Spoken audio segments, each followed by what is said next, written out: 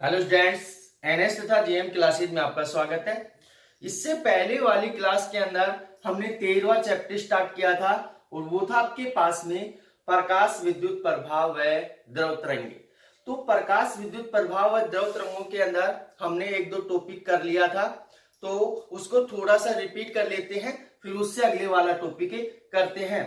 तो आपके पास में प्रकाश विद्युत प्रभाव व द्रव तरंगों के अंदर फर्स्ट जो पॉइंट था आपके पास में कार्य फलन था। दोबारा से रिपीट इसलिए कर रहा हूं क्योंकि आपके पास में जो जितने भी डेफिनेशन पढ़ाई थी पिछली क्लास में मैंने, सारी डेफिनेशन इंपॉर्टेंट है और वो डेफिनेशन जब आपको समझ में बैठेंगी तभी आगे का जो चैप्टर है वो समझ में आएगा।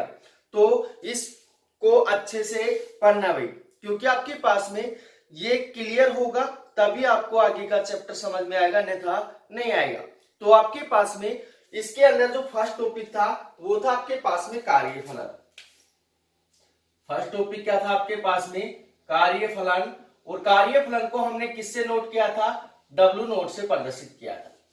तो कार्यफलन क्या होता है, दोबारा से डेफिनेशन सुन लेना कि ऊर्जा की वह न्यूनतम मात्रा जिसको किसी धातु के पृष्ठ पर डालने से इलेक्ट्रॉनों का क्या हो जाए, उत्सर्जन प्रारंभ हो जाए, तो उसे क्या कहते हैं? कार्यफलन कहते हैं। ऊर्जा की उस न्यूनतम मात्रा को क्या कहते हैं? कार्यफलन कहते हैं। और कार्यफलन W नोट बराबर क्या आया था आपके पास में? H न्यू नोट आया था। तो आपके पास में जो कार्यफलन W नोट बराबर जो मान आया था आपके पास में, क्या आया था आपके पास में? H new note. H क्या है आपके पास में? प्लांक नियतांक है। और न्यू नोट क्या है आपके पास में? दहली आवर्ती है। तो आपके पास में यहाँ पे न्यू नोट बराबर कितना होगा आपके पास में? C अपॉन में लैम्डा नोट। यहाँ जो लैम्डा नोट है वो क्या है आपके पास में? तरंग दैर्घ्य है। ये मान उठाकर यहाँ डालेंगे तो W नोट बराबर कितना हो जाएगा आपके पास में? 80 बटे कितना हो जाएगा? लैम्डा नोट हो जाएगा। यहाँ पे H क्या है? प्लांक नियतांक है। C क्या है? प्रकाश की चाल है। और लैम्डा नोट क्या है आपके पास में? दहली तरंग दैर्घ्य है। तो आपके पास में यहाँ H का मान, प्लांक नियतांक का मान कितना होता है? 6.62 मल्टीप्लाई 10 की पावर -34 जूल सेकंड होता है। और जो प्रकाश की चाल है C बराबर कितना होता है? 3 मल्टीप्लाई 10 की पावर 8 मीटर पर सेकंड होता है। और लैम्डा नोट और न्यू नोट आप बता ही सकते हो क्या है आपके पास में? दहली आवर्ती और दहली तरंग दैर्घ्य है। ये तो हो गया आपके पास में कार्यफलन। अब उससे आगे आपके पास में जो टॉपिक था वो था आपके पास में धातु के पृष्ठ से इलेक्ट्रॉन उत्सर्जित करने की विधियां। तो धातु के पृष्ठ से इलेक्ट्रॉन उत्सर्जित करने की कौन कौन सी विधियां थी वो मैंने अच्छे से आपको समझा दी थी। कितनी विधियां थी? मुख्यतः 3 विधियां थी। पहली आपके पास में कौन सी विधि थी? तापायनिक उत्सर्जन। पहला था आपके पास में तापायनिक उत्सर्जन। दूसरी थी आपके पास में क्षेत्रीय उत्सर्जन। क्षेत्रीय उत्सर्जन। और तीसरी थी आपके पास में प्रकाश विद्युत उत्सर्जन। प्रकाश विद्युत उत्सर्जन।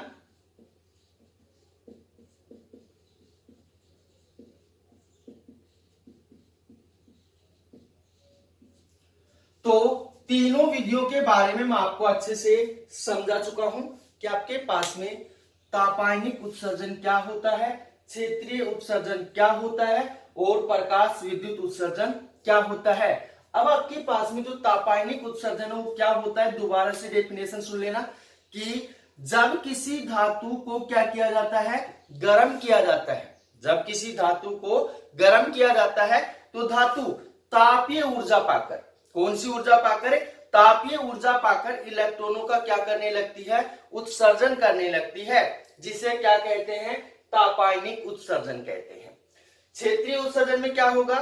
जब किसी धातु के पृष्ठ पर कौन सा क्षेत्र, विद्युत क्षेत्र आरोपित किया जाता है, तो जो आपके पास में धातु है, धातु विद्युतीय ऊर्जा पाकर इलेक्ट्रॉनों का क्या करने लगती है? उत्सर्जन करने लगती है, तो उसे क्या कहते हैं? क्षेत्रीय उत्सर्जन कहते हैं। अगला है आपके पास में प्रकाश विद्युत उत्सर्जन। तो प्रकाश विद्युत उत्सर्जन क्या होता है उसको अच्छे से समझना भाई, कि जब किसी धातु के पृष्ठ के ऊपर क्या डाला जाता है, प्रकाश डाला जाता है, तो जो धातु है वो आपके पास में प्रकाश से ऊर्जा पाकर इलेक्ट्रॉनों का क्या करने लगती है, उत्सर्जन करने लगती है, जिसे क्या कहते हैं, प्रकाश विद्युत उत्सर्जन कहते हैं। तो तीनों जो विधियां हैं अच्छे से समझ में आ गई होगी। तापानिक उत्सर्जन क्या है, क्षेत्रीय उत्सर्जन क्या है और प्रकाश विद्युत उत्सर्जन क्या है। अब उससे आगे आपके पास में जो टॉपिक था वो था प्रकाश विद्युत प्रभाव। टॉपिक क्या था आपके पास में,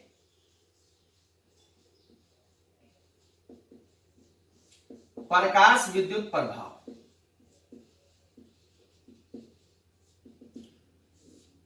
तो प्रकाश विद्युत प्रभाव किसे कहते हैं, डेफिनेशन को अच्छे से सुनना।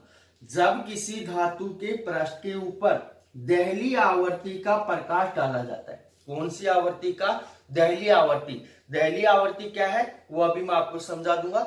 जब किसी धातु के पृष्ठ के ऊपर दहली आवर्ती का प्रकाश डाला जाता है तो धातु से इलेक्ट्रॉनों का उत्सर्जन क्या हो जाता है, प्रारंभ हो जाता है। तो इस घटना को क्या कहते हैं, प्रकाश विद्युत प्रभाव कहते हैं। क्या कहते हैं, प्रकाश विद्युत प्रभाव। या इसकी अगर साधारण से हम डेफिनेशन समझे तो क्या डेफिनेशन होगी, प्रकाश विद्युत प्रभाव कि प्रकाश के कारण विद्युत धारा उत्पन्न होने की जो घटना है उस घटना को क्या बोलेंगे, प्रकाश विद्युत प्रभाव बोलेंगे। उससे आगे आपके पास में टॉपिक आता है दहली आवर्ती न्यू नोट। टॉपिक आपके पास में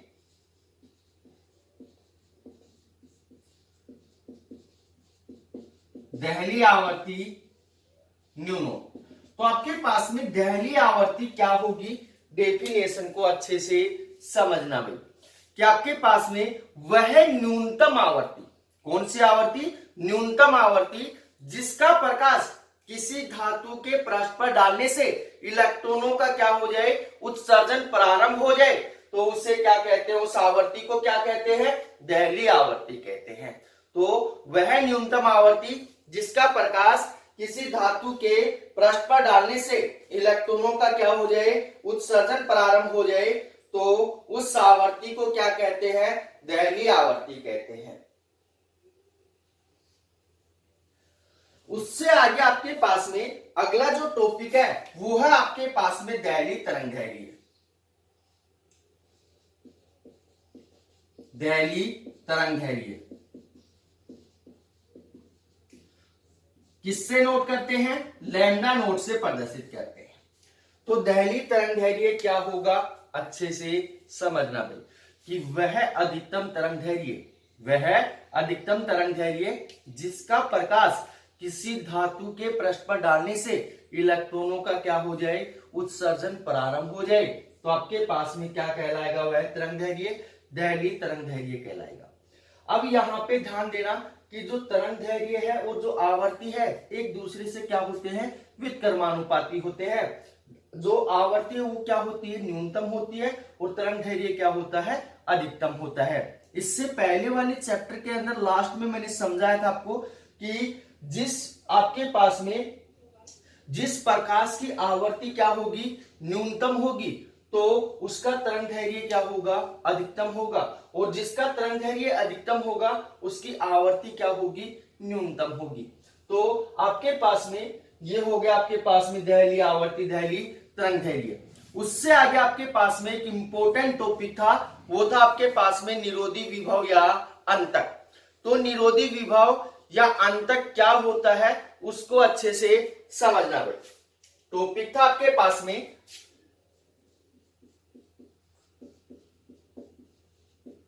निरोधी विभव, या इसको हम बोल रहे थे अंतक।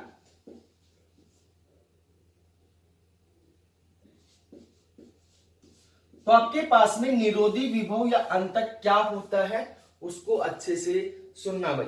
10वें चैप्टर में बता रखा है मैंने कि इलेक्ट्रोड के ऊपर विपरीत दिशा में विभव का वह मान, किसके ऊपर, इलेक्ट्रोड के ऊपर जो इलेक्ट्रॉनों का क्या करता है, उत्सर्जन करता है।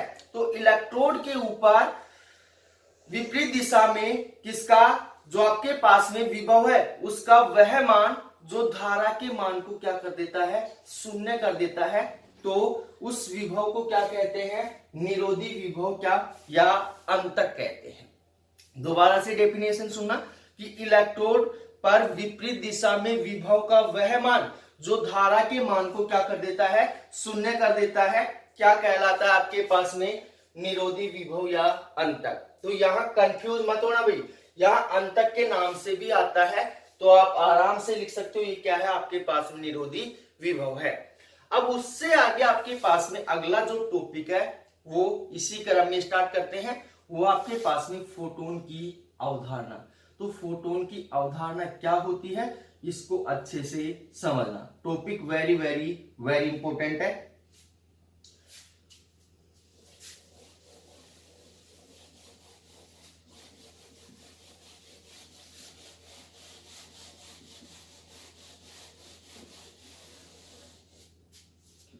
टॉपिक आपके पास में फोटोन की अवधारणा।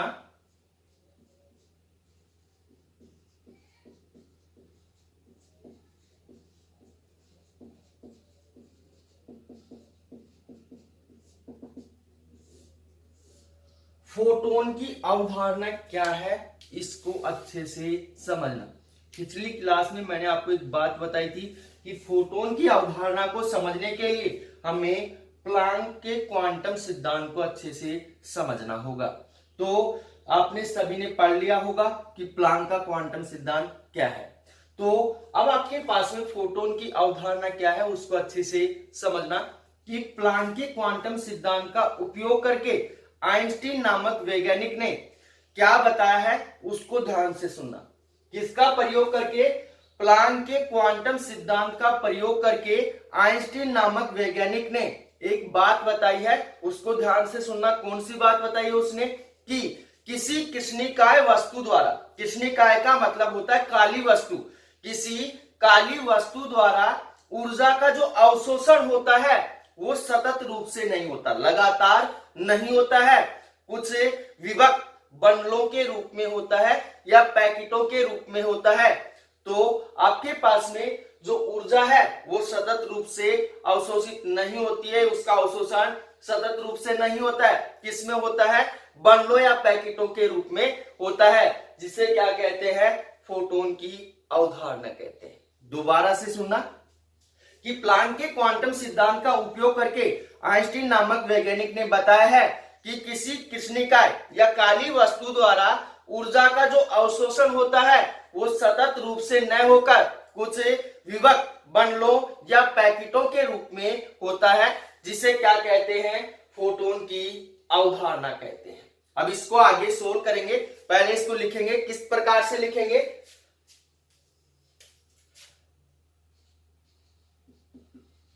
प्लांक के क्वांटम सिद्धांत का उपयोग करके, प्लांक के क्वांटम सिद्धांत का उपयोग करके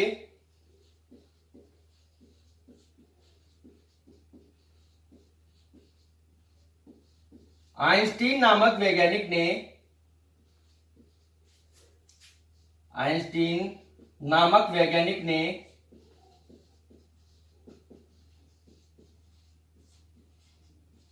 बताया कि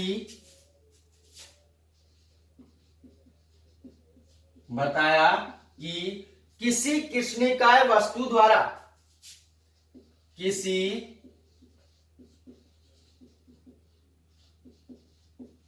कृष्णिकाय, इसको हम लिख सकते हैं कोष्टक के अंदर काली वस्तु द्वारा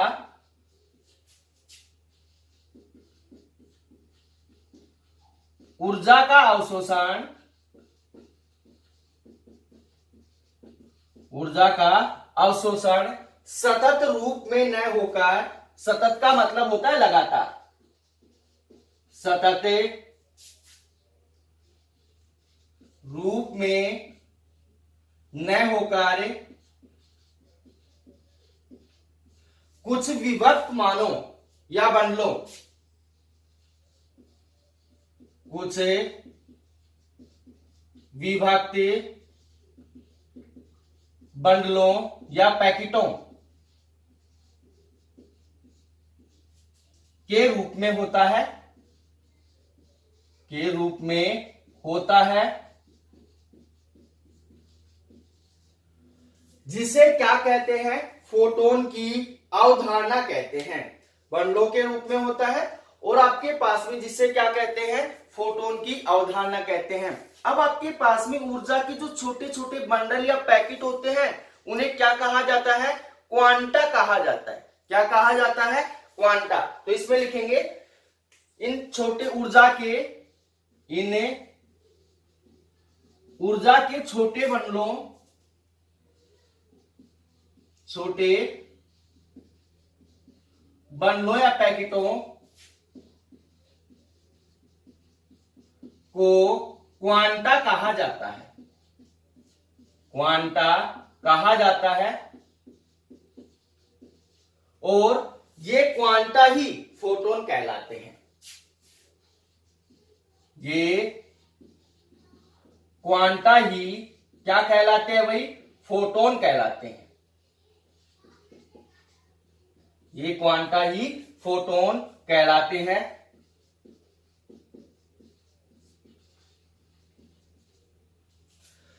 तो अब आपको फोटोन की अवधारणा अच्छे से समझ में आई होगी कि प्लांक के क्वांटम सिद्धांत का उपयोग करके आइंस्टीन नामक वैज्ञानिक ने क्या बताया है कि किसी कृष्णिकाय काली वस्तु द्वारा ऊर्जा का जो अवशोषण होता है वो सतत रूप में न होकर क्या होता है, कुछ विभक्त मानों या बंडलों या पैकेटों के रूप में होता है।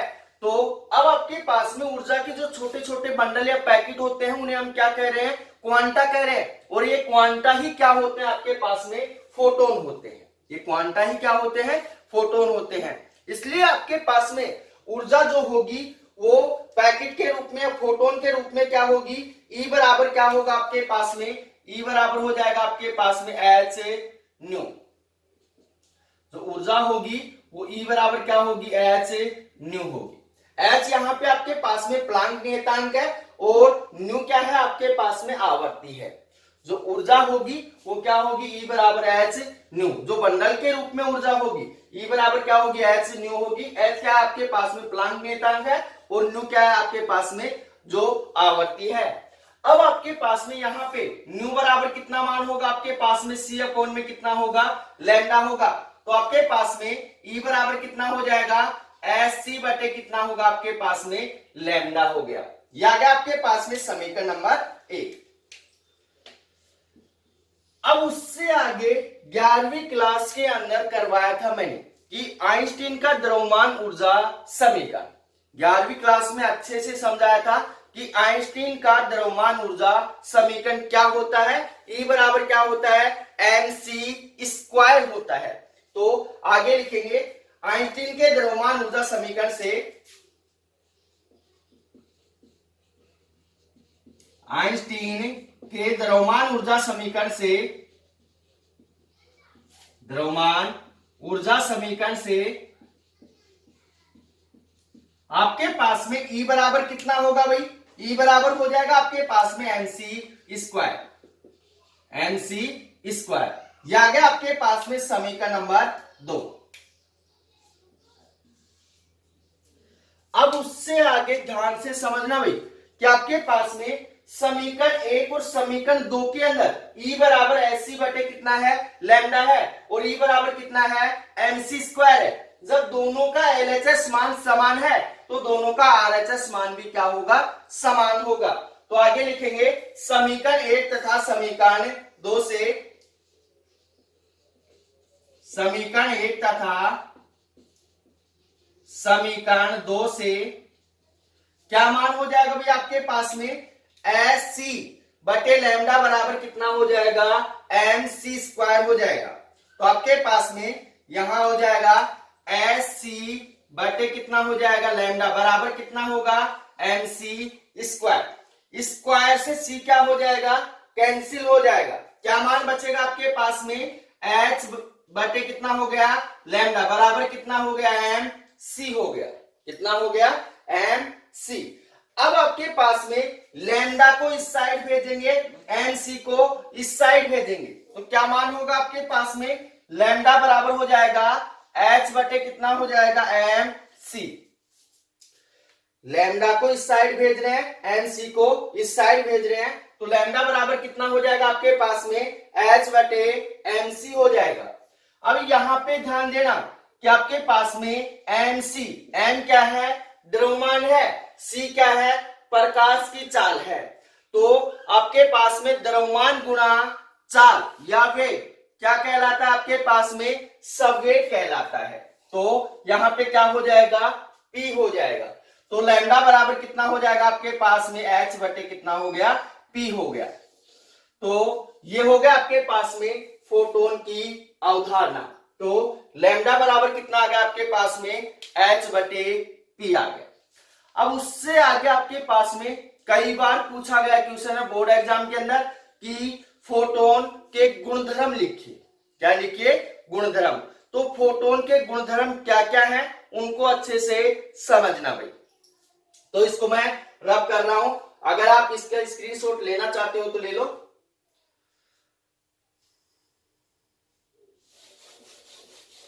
फोटोन के जो गुणधर्म हैं उनको अच्छे से समझना।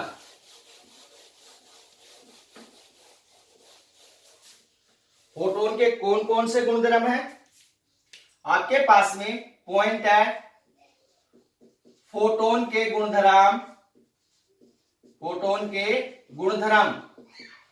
तो आपके पास में फोटोन के कौन कौन से गुणधर्म होंगे अच्छे से समझना। फर्स्ट पॉइंट क्या है आपके पास में, फर्स्ट जो पॉइंट है, फर्स्ट जो गुणधर्म है वो ये है कि फोटोन का विराम अवस्था के अंदर, रेस्ट कंडीशन के अंदर उसका जो द्रव्यमान होता है वो शून्य होता है। इस बात को नोटिस करना कि फोटोन का विराम अवस्था के अंदर जो द्रव्यमान होगा वो कितना होगा शून्य होगा। तो फर्स्ट एरो का निशान लगाकर क्या लिखेंगे, फोटोन का विराम अवस्था में, विराम अवस्था में द्रव्यमान शून्य होता है, द्रव्यमान शून्य होता है। तो फर्स्ट बात आपको अच्छे से समझ में आ गई होगी कि फोटोन का विराम द्रव्यमान या विराम अवस्था में द्रव्यमान शून्य होता है। इसको आप ऐसे भी लिख सकते हो विराम द्रव्यमान, विराम द्रव्यमान, दोनों बातें सेम है भाई। या तो इसको ऐसे लिखो फोटोन का विराम अवस्था में द्रव्यमान शून्य होता है, या फोटोन का विराम जो द्रव्यमान है वो कितना होता है शून्य होता है। सेकंड बात क्या है आपके पास में कि जो फोटोन है वो विद्युतीय रूप से उदासीन होता है। तो सेकंड एरो का निशान लगाकर क्या लिखेंगे, फोटोन विद्युतीय रूप से, विद्युतीय रूप से उदासीन होता है, उदासीन होता है। कहने का मतलब क्या है कि जो फोटोन है वो विद्युतीय रूप से क्या होता है उदासीन होता है। फोटोन के ऊपर विद्युत क्षेत्र और चुंबकीय क्षेत्र का कोई प्रभाव नहीं पड़ता है। तो इस बात को नोटिस कर लेना कि आपके पास में जो फोटोन है उस पर विद्युत क्षेत्र और चुंबकीय क्षेत्र का कोई प्रभाव नहीं पड़ता है। तो इससे आगे क्या लिखेंगे कि इसलिए फोटोन पर विद्युत व चुंबकीय क्षेत्र का कोई प्रभाव नहीं पड़ता है। तो यहां लिखेंगे इसलिए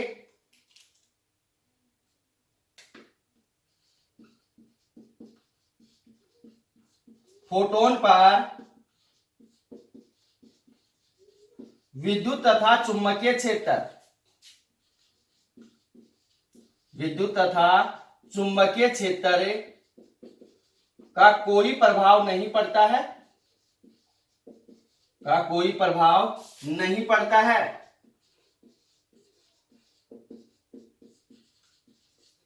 उससे आगे आपके पास में थर्ड जो इसका गुणधर्म है वो क्या है कि निर्वात के अंदर, किसके अंदर, निर्वात के अंदर फोटोन की जो चाल है प्रकाश की चाल की क्या होती है समान होती है। तो थर्ड एरो का निशान लगाकर क्या लिखेंगे निर्वात में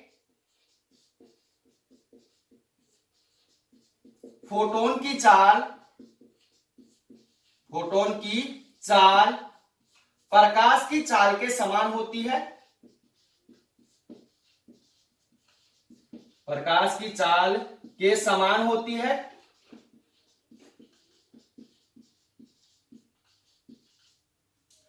तो आपके पास में 3 इसके गुणधर्म आपको अच्छे से समझ में आ गए होंगे। उससे आगे आपके पास में जो 4th गुणधर्म है वो इंपॉर्टेंट है कि आपके पास में जो फोटोन के अंदर हम क्या करते हैं कि प्रकाश की आवर्ती का मान बढ़ाते हैं। प्रकाश की आवर्ती का मान बढ़ाते हैं तो फोटोनों की संख्या में वृद्धि होती है। किसमें वृद्धि होती है? फोटोनों की संख्या में वृद्धि होती है। ऊर्जा में कोई वृद्धि नहीं होती है, ऊर्जा में कोई परिवर्तन नहीं होगा। अगर हम प्रकाश की आवर्ती बढ़ाएंगे तो फोटोनों के जो आपके पास में उसमें क्या होती है? संख्या में वृद्धि होती है, बल्कि उसकी ऊर्जा क्या रहती है?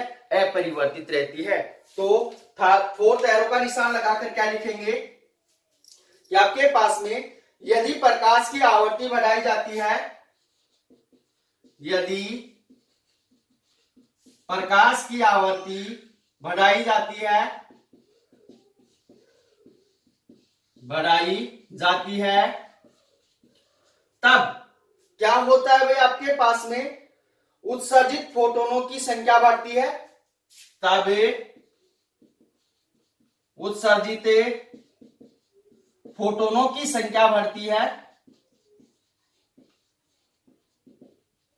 फोटोनों की संख्या बढ़ती है, परंतु ऊर्जा क्या रहती है? अपरिवर्तित रहती है। परंतु ऊर्जा अपरिवर्तित रहती है। ऊर्जा के मान में कोई वृद्धि नहीं होती है। उससे आगे आपके पास में क्या है?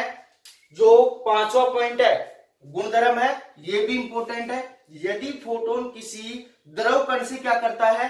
टक्कर करता है, तो फोटोन का जो रेखीय संवेग है और द्रव्यमान है वो क्या रहता है? नियत रहता है। तो आगे क्या लिखेंगे? यदि फोटोन किसी द्रव कण से टक्कर करता है तो उसकी ऊर्जा व जो संवेग है वो क्या रहता है? संरक्षित रहता है। तो 5वां जो इसका गुणधर्म है वो है यदि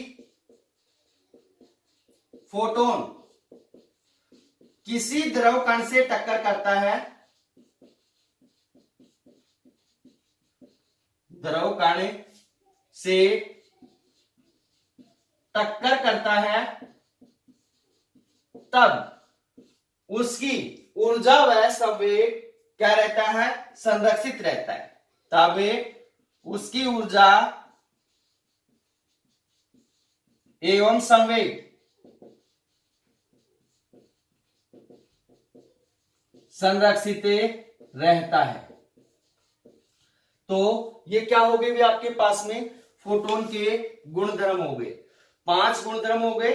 तो अब इससे आगे का जो टॉपिक है वह आपके पास में पोलैक्स व लिनोड का प्रयोग या प्रकाश विद्युत प्रभाव के प्रयोग, तो उसको पढ़ेंगे अगली क्लास में। तो यहां तक अगर किसी भैया बहना को किसी टॉपिक में प्रॉब्लम है तो आप कमेंट्स करके या व्हाट्सएप पे मैसेज करके बता सकते हैं, उसको दोबारा से अच्छे से समझा दिया जाएगा। अगर वीडियो आपको पसंद आया है तो वीडियो को लाइक कीजिए, शेयर कीजिए तथा हमारे यूट्यूब चैनल को सब्सक्राइब कीजिए। तो मिलते हैं एक छोटे से ब्रेक के बाद। धन्यवाद।